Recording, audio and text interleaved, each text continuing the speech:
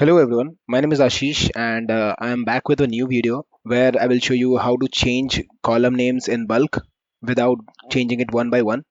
As you can see on my screen, I have a data set which is having multiple columns, and as you can observe that in the column names you have underscores, and it is in small case. So normally in Power BI we use the column names as a proper case which is user friendly. So in case if you have to do a self serve, it will be easy to understand by looking at the column names. So in this video I will show you how to do that in bulk without doing it one by one, because if you have a large schema in your Power BI data model, in that case if you do it one by one it will take a lot of time and which is not effective. So let me show you how it is done. So let's start the video.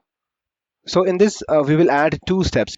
In the first step, I will remove the underscores from the column names. And in the second step, I will make the column names in the proper case format. You can see this fx, which is add step. I will click on this and it shows equal to hash change type. So this hash change type is nothing but the previous step. I will click here and write table dot transform column names. So I will select this, open the bracket, and in the input we need a table. So this change type, which is the previous step, will be as the input parameter, and then in the next step we'll write each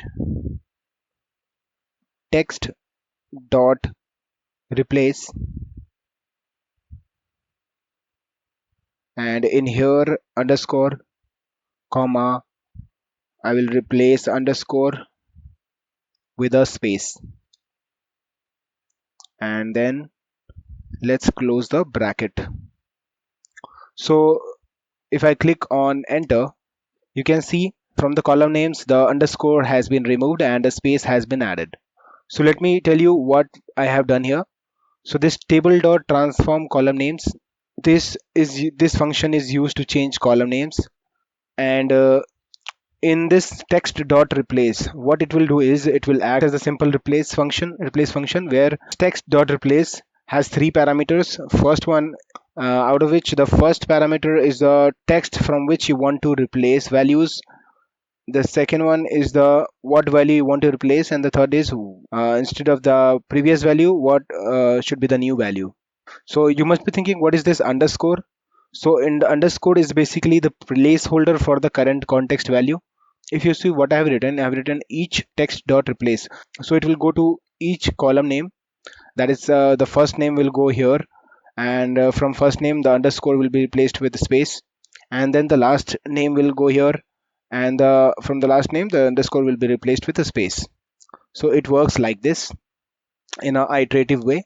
So this underscore is nothing but a placeholder for the current context values. If you want, you can see you can change the name of this custom one.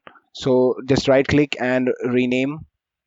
I will say replace underscore. Now the underscore has been removed and a space has been added. Now what we want to do is, so we want to change the case. In the next step we want to change the case, that is we want to make it in proper case. Every word should start with a capital letter. So for that, what I will do is, again I will add a new step, and here I will write table dot transform column names. It will take this replace underscores the previous step as input parameter, and then just write text dot proper. So I will choose this and just remove this extra text, and I will close the bracket and just click on enter. So you can see all the column names has been made into the proper case format, which is our requirement. So this is how you can change the column names in bulk without doing it one by one. So I hope you have found this video useful. So if you like the video, do not forget to subscribe my channel. So till then, goodbye. Thank you.